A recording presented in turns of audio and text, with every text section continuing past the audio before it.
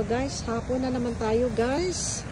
Magsa-sunset na po dito sa may Asilomar State Beach here in Monterey, California guys. So ilakad ko muna sandali yung mga aso guys.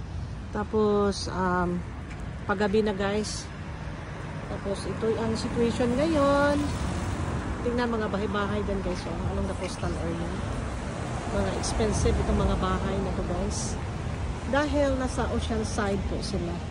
So guys, medyo dumami na yung mga taong naglalakad po dito guys. Nagpapasyal-pasyal, nag-exercise. Tapos ako rin, nag-exercise din ako sa aking mga katuhudan. Ito guys, hapon na. Tapos aalis na rin ako dito. Okay guys, look at this. Ang mga halaman, yan. Tapos naglalakad itong aso ko.